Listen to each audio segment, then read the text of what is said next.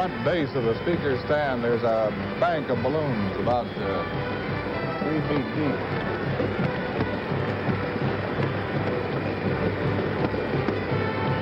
And somebody's clearing them away. That'll be fun.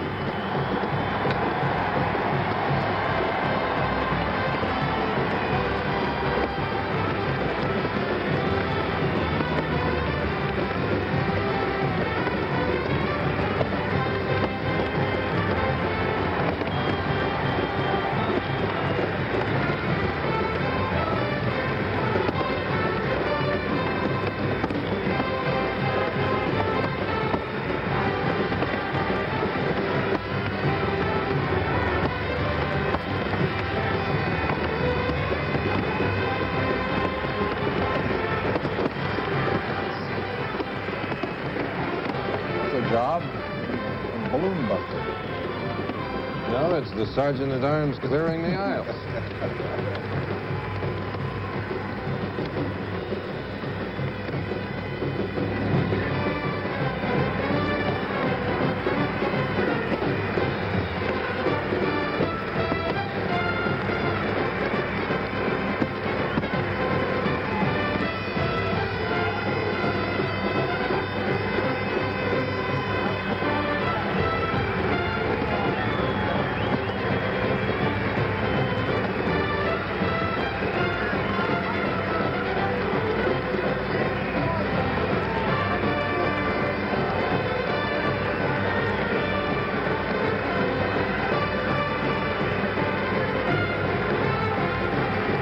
On the stand with Senator Mrs. Goldwater and 2 sons, 2 daughters, and 2 sons-in-law.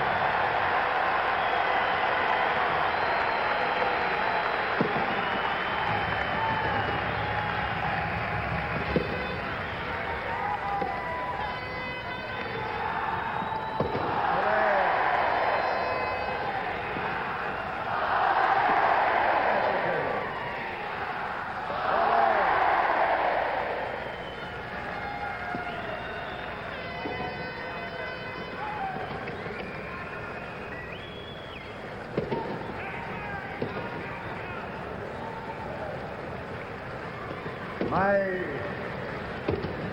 good friend and great Republican, Dick Nixon, and your charming wife, Pat, my running mate, that wonderful Republican who has served us so well for so long, Bill Miller, and his wife, Stephanie, to Thurston Morton, who's done such a commendable job in chairmaning this convention.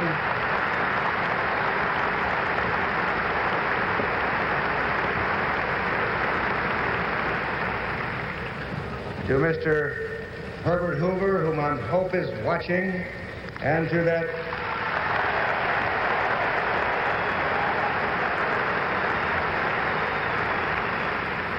great American and his wife, General and Mrs. Eisenhower.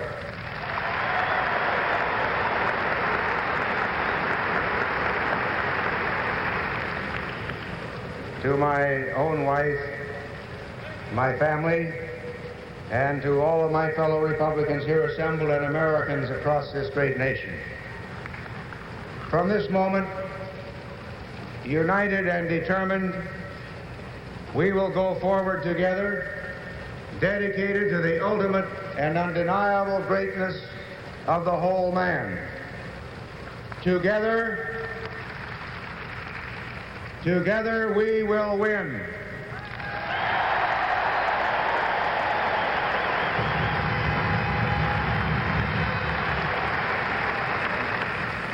I accept your nomination with a deep sense of humility.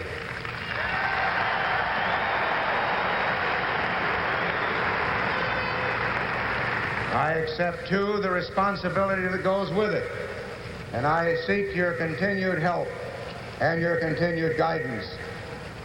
My fellow Republicans, our cause is too great for any man to feel worthy of it.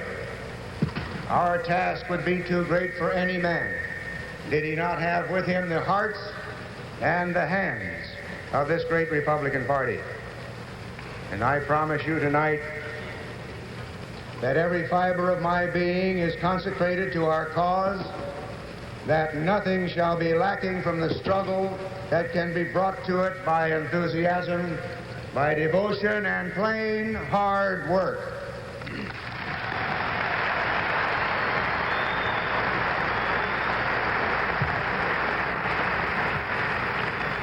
In this world, no person, no party can guarantee anything. But what we can do, and what we shall do, is to deserve victory, and victory will be ours.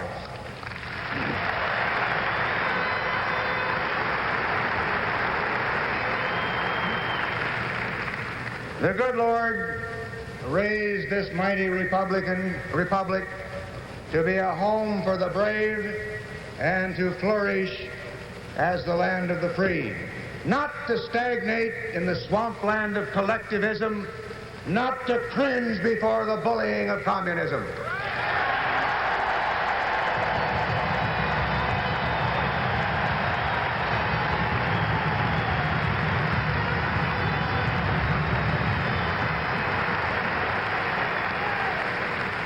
Now, my fellow Americans, the tide has been running against freedom.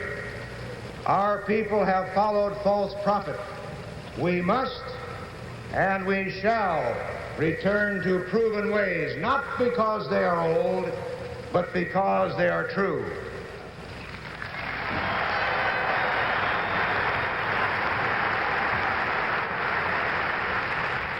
We must and we shall set the tides running again in the cause of freedom.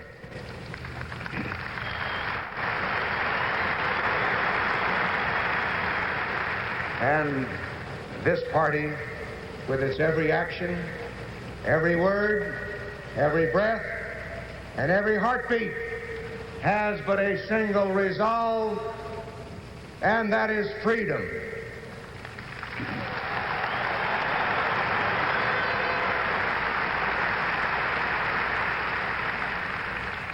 Freedom made orderly for this nation by our constitutional government. Freedom under a government limited by the laws of nature and of nature's God.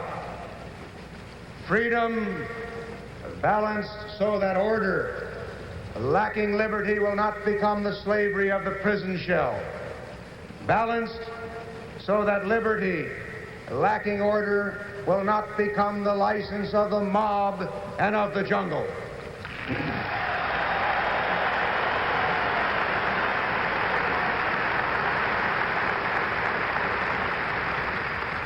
Now we Americans understand freedom. We have earned it, we have lived for it, and we have died for it. This nation and its people are freedom's model in a searching world. We can be freedom's missionaries in a doubting world. But ladies and gentlemen, first we must renew freedom's vision in our own hearts and in our own homes.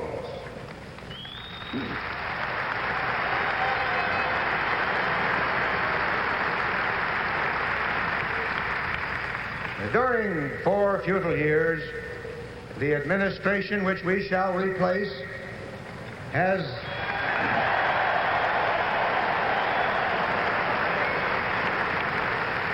distorted and lost that vision. It has talked and talked and talked and talked the words of freedom, but it has failed and failed and failed in the works of freedom.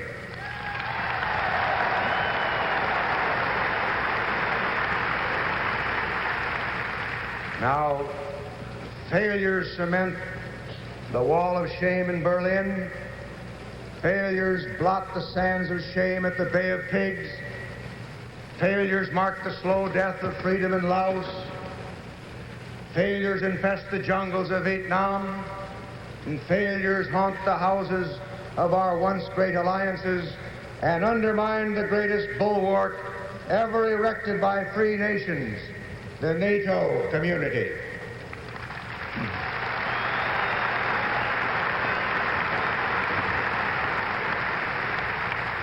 Failures proclaim lost leadership, obscure purpose, weakening will, and the risk of inciting our sworn enemies to new aggressions and to new excesses. And because of this administration, we are tonight a world divided. We are a nation becalmed. We have lost the brisk pace of diversity and the genius of individual creativity. We are plodding along at a pace set by centralized planning, red tape, rules without responsibility, and regimentation without recourse.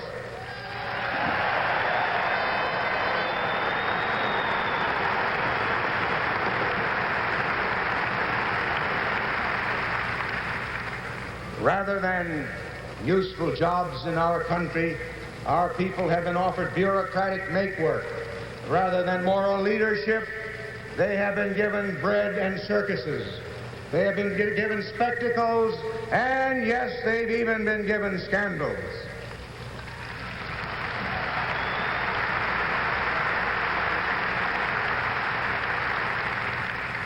Tonight, there is violence in our streets, corruption in our highest offices, aimlessness amongst our youth, anxiety among our elders, and there's a virtual despair among the many who look beyond material success for the inner meaning of their lives.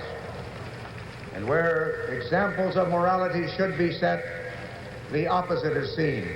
Small men seeking great wealth or power have too often and too long turned even the highest levels of public service into mere personal opportunity.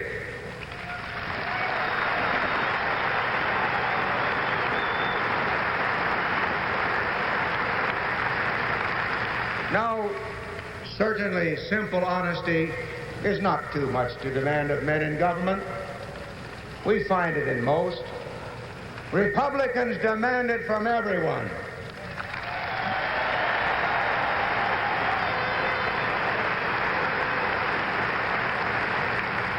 They demand it from everyone, no matter how exalted or protected his position might be. Now,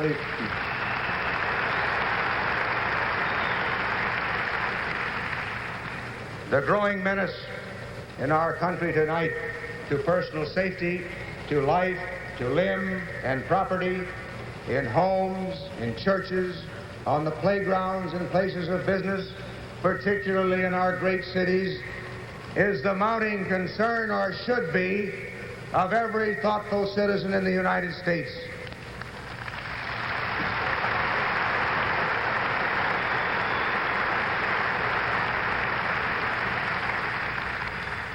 Security from domestic violence, no less than from foreign aggression, is the most elementary and fundamental purpose of any government. And a government that cannot fulfill this purpose is one that cannot long command the loyalty of its citizens.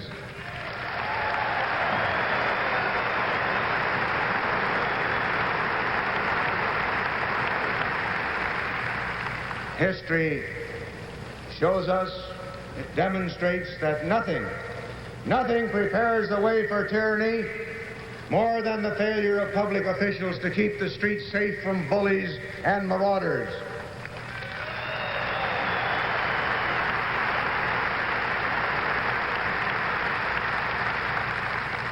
Now, we Republicans see all this as much more than the result of mere political differences or mere political mistakes.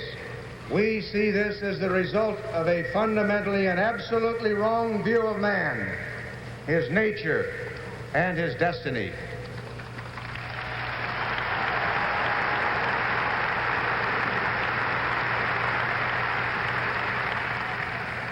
Those who seek to live your lives for you, to take your liberties in return for relieving you of yours, those who elevate the state and downgrade the citizen, must see ultimately a world in which earthly power can be substituted for divine will. And this nation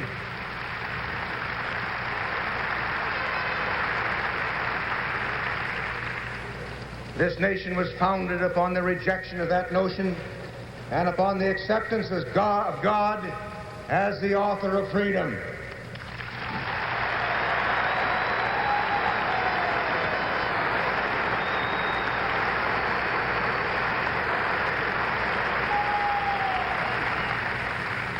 Now, those who seek absolute power, even though they seek it to do what they regard as good, are simply demanding the right to enforce their own version of heaven on earth.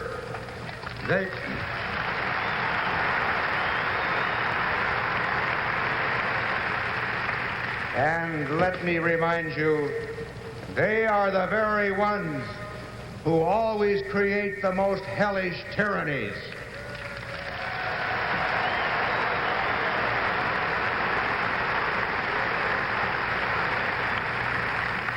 Absolute power does corrupt, and those who seek it must be suspect and must be opposed.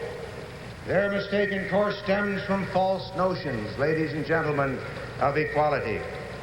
Equality, rightly understood, as our founding fathers understood it, leads to liberty and to the emancipation of creative differences.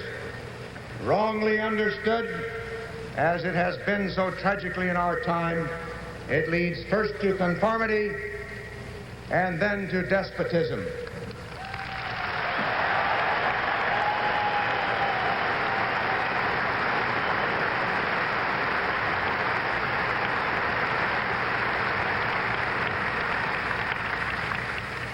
Fellow Republicans, it is the cause of republicanism to resist concentrations of power, private or public, which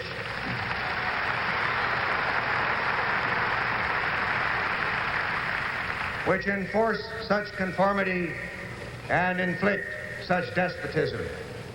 It is a cause of republicanism to ensure that power remains in the hands of the people And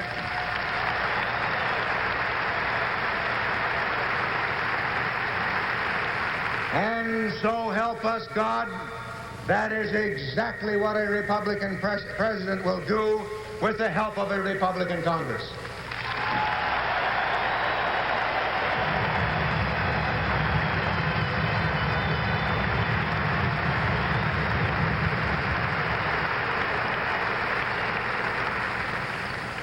It is further the cause of republicanism to restore a clear understanding of the tyranny of man over man in the world at large. It is our cause to dispel the foggy thinking which avoids hard decisions in the delusion that a world of conflict will somehow mysteriously resolve itself into a world of harmony if we just don't rock the boat or irritate the forces of aggression. And this is hogwash.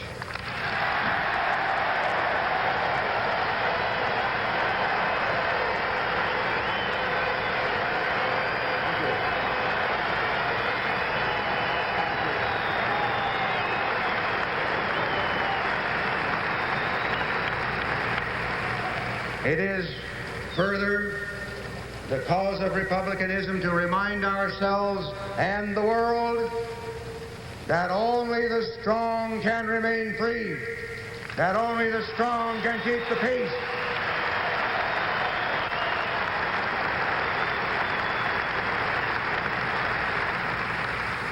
Now, I needn't remind you or my fellow Americans, regardless of party, that Republicans have shouldered this hard responsibility and marched in this cause before. It was Republican leadership under Dwight Eisenhower that kept the peace and passed along to this administration the mightiest arsenal for defense the world has ever known.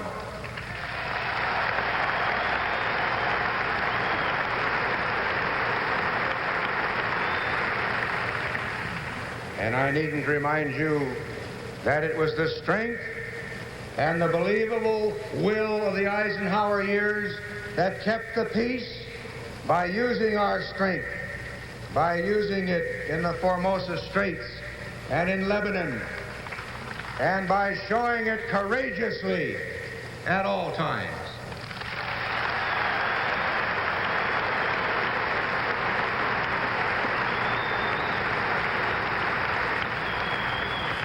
It was during those Republican years that the thrust of communist imperialism was blunted.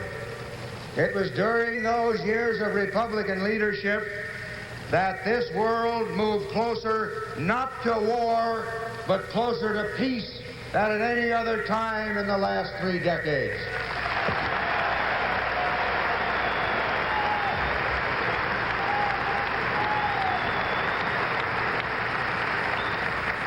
And I needn't remind you, but I will, that it's been during democratic years that our strength to deter war has stood still and even gone into a planned decline. It has been during democratic years that we have weakly stumbled into conflict, timidly refusing to draw our own lines against aggression, deceitfully refusing to tell even our own people of our full participation, and tragically letting our finest men die on battlefields unmarked by purpose, unmarked by pride, or the prospect of victory. Yes.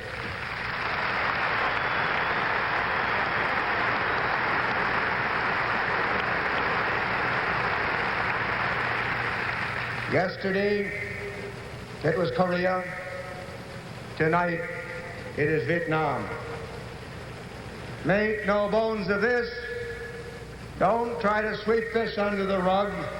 We are at war in Vietnam.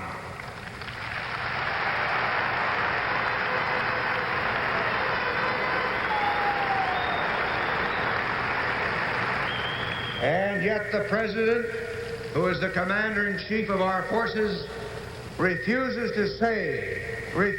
to say, mind you, whether or not the objective over there is victory. and his Secretary of Defense continues to mislead and misinform the American people, and enough of it's gone by.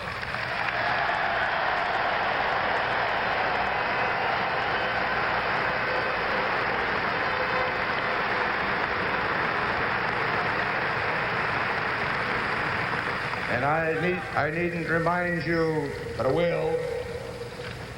It has been during democratic years that 1 billion persons were cast into communist captivity and their fate cynically sealed. Today in our beloved country, we have an administration which seems eager to deal with communism in every coin known, from gold to wheat, from consulates to confidences, and even human freedom itself.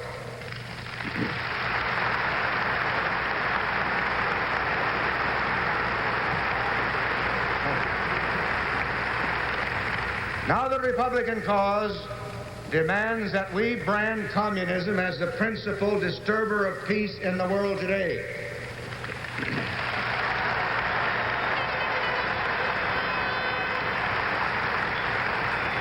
Indeed, we should brand it as the only significant disturber of the peace. And we must make clear that until its goals of conquest are absolutely renounced and its relations with all nations tempered, communism and the governments it now controls are enemies of every man on earth who is or wants to be free.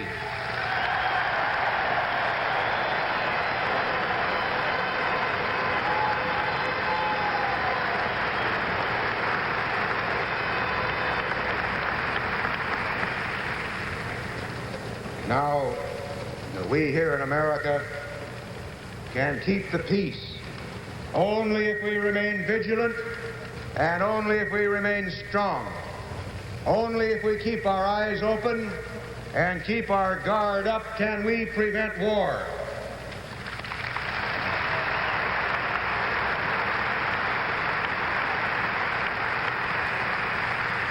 And I want to make this abundantly clear. I don't intend to let peace or freedom be torn from our grasp because of lack of strength or lack of will, and that I promise you Americans.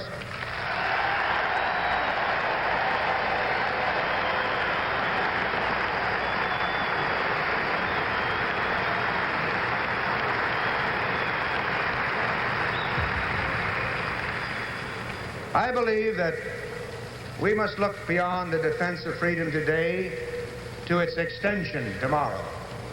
I believe that the communism which boasts it will bury us will instead give way to the forces of freedom.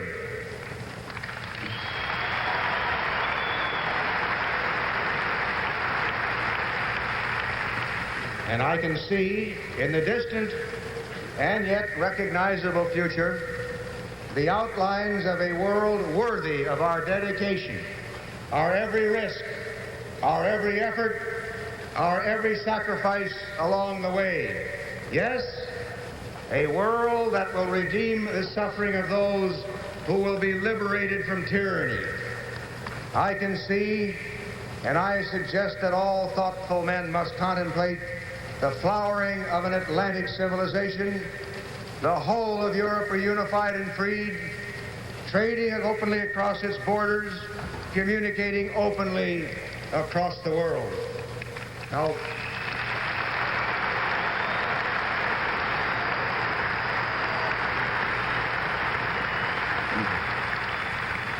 this is a goal far, far more meaningful than a moonshot. It's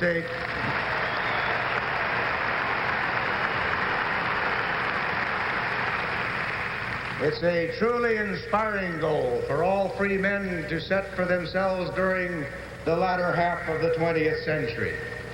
I can see, and all free men must thrill to the advance of this Atlantic civilization, joined by its great ocean highway to the United States. What a destiny! What a destiny can be ours to stand as a great central pillar linking Europe, the Americas, and the venerable and vital peoples and cultures of the Pacific. I can see a day when all the Americas, north and south, will be linked in a mighty system, a system in which the errors and misunderstandings of the past will be submerged one by one in a rising tide of prosperity and interdependence. We know that the misunderstandings of centuries are not to be wiped away in a day or wiped away in an hour. But we pledge that human sympathy, what our neighbors to the south call an attitude of simpatico, no less than enlightened self-interest, will be our guide.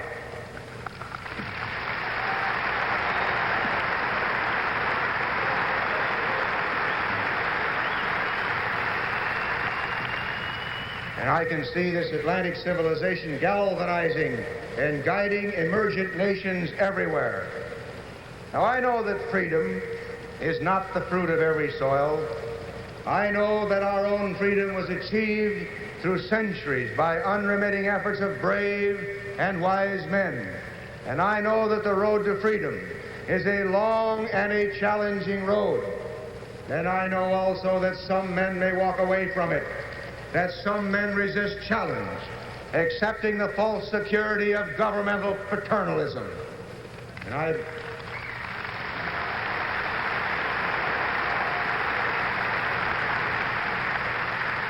I pledge that the America I envision in the years ahead will extend its hand in help, in teaching, and in cultivation, so that all new nations will be at least encouraged to go our way, so that they will not wander down the dark alleys of tyranny or the dead-end streets of collectivism.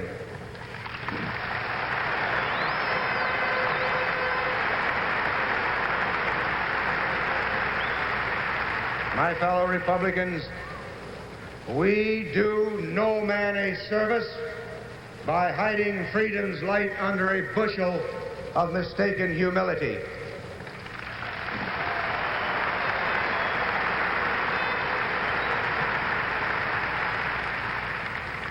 I seek an America proud of its past, proud of its ways, proud of its dreams, and determined actively to proclaim them. But our example to the world must, like charity, begin at home.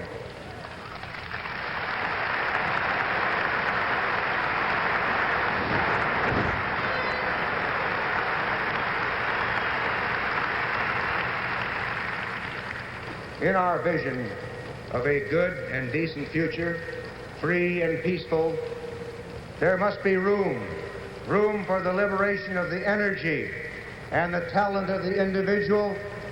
Otherwise, our vision is blind at the outset. We must assure a society here which, while never abandoning the needy or forsaking the helpless, nurtures incentives and opportunities for the creative and the productive.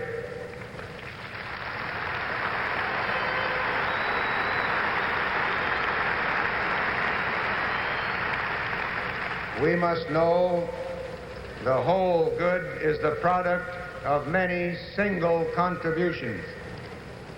And I cherish a day when our children once again will restore as heroes the sort of men and women who, unafraid and undaunted, pursue the truth, strive to cure disease, subdue and make fruitful our natural environment, and produce the inventive engines of production, science, and technology.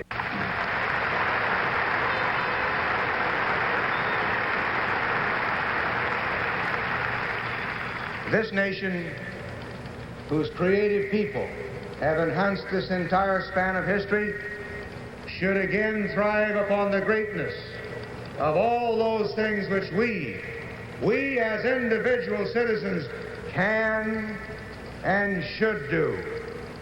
And during Republican years, this again will be a nation of men and women, of families proud of their roles, jealous of their responsibilities, unlimited in their aspirations, a nation where all who can will be self-reliant.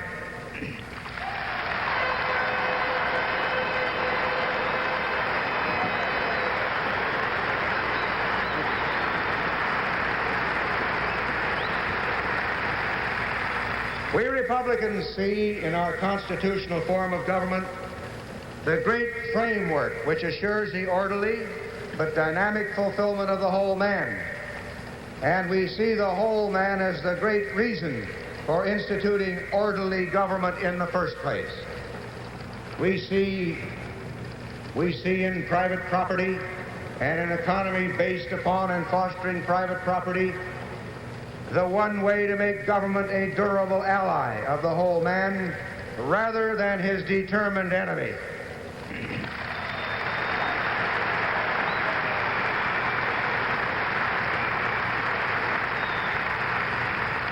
We see in the sanctity of private property the only durable foundation for constitutional government in a free society.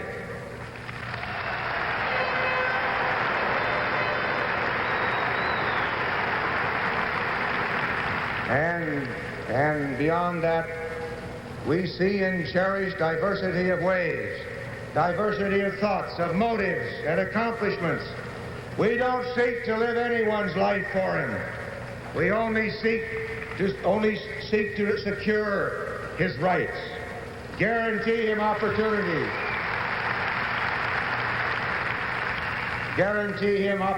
to strive, with government performing only those needed and constitutionally sanctioned tasks which cannot otherwise be performed.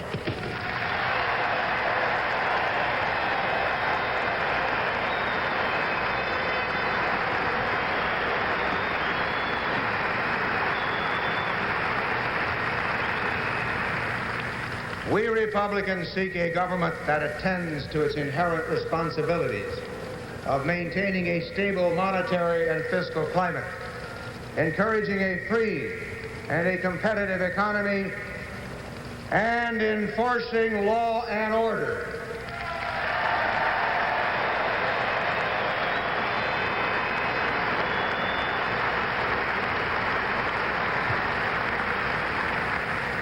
Thus do we seek inventiveness, diversity, and creative difference within a stable order. For we Republicans define government's role where needed at many, many levels. Preferably, though, the one closest to the people involved.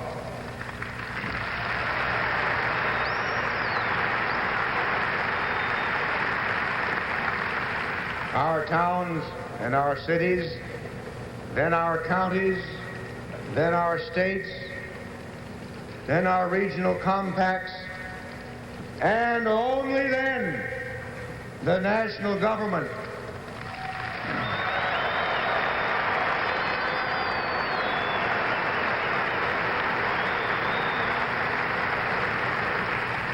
That, let me remind you, is the ladder of liberty built by decentralized power.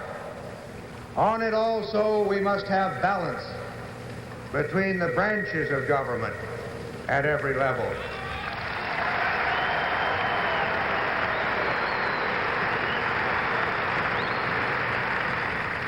Balance, diversity, creative difference.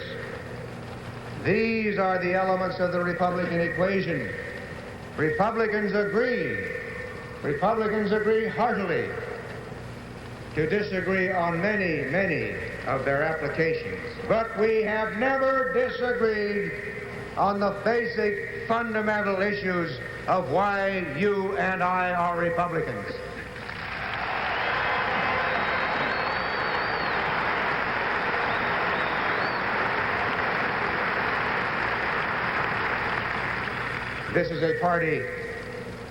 This Republican Party is a party for free men, not for blind followers and not for conformists.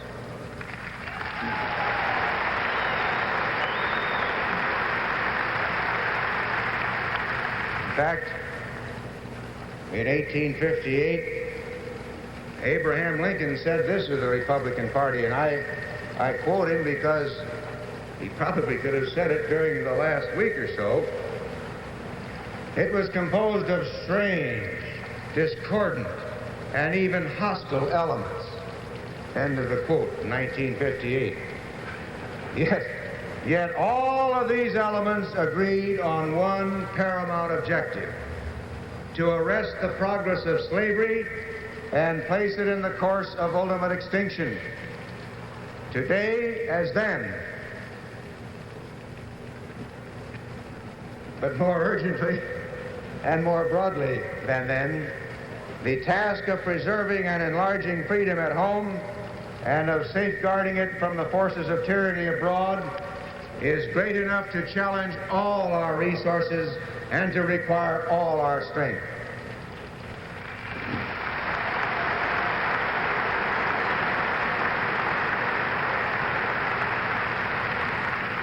Anyone who joins us in all sincerity, we welcome.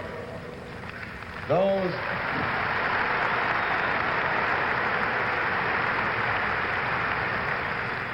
who do not care for our cause, we don't expect to enter our ranks in any case.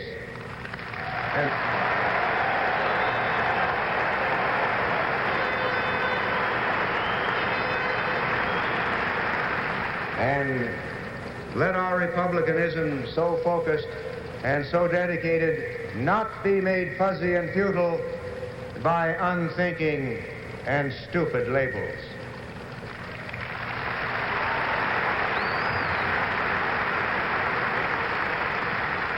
I would remind you that extremism in the defense of liberty is no vice.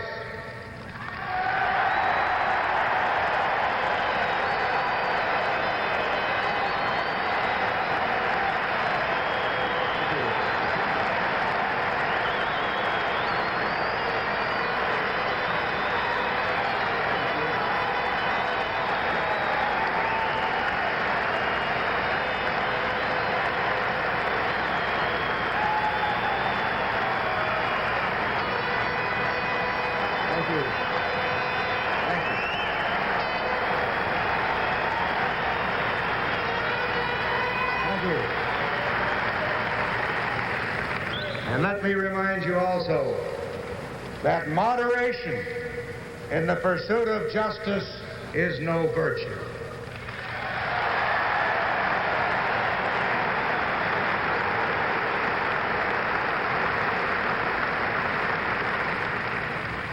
By the beauty of the very system we Republicans are pledged to restore and revitalize, the beauty of this federal system of ours is in its reconciliation of diversity with unity.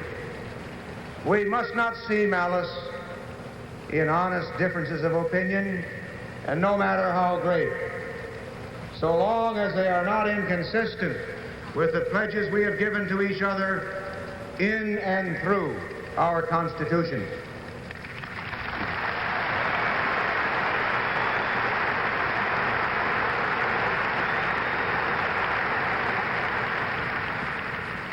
Our Republican cause is not to level out the world or make its people conform in computer-regimented sameness. Our Republican cause is to free our people and light the way for liberty throughout the world.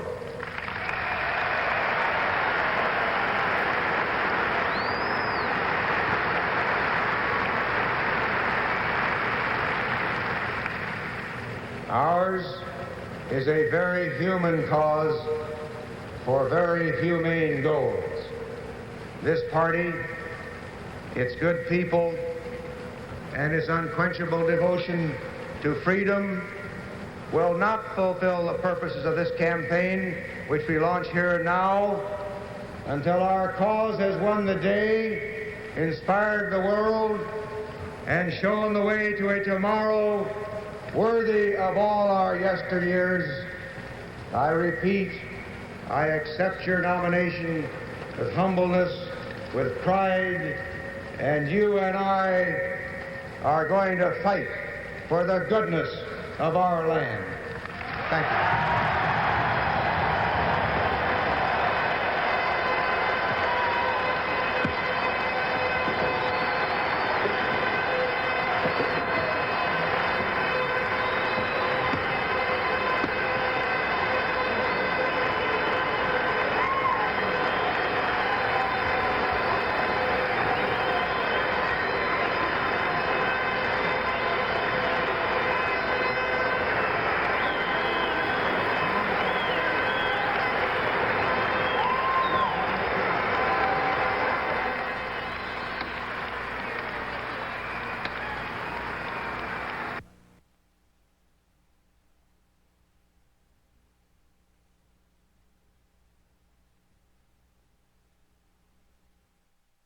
William Miller was a little-known representative from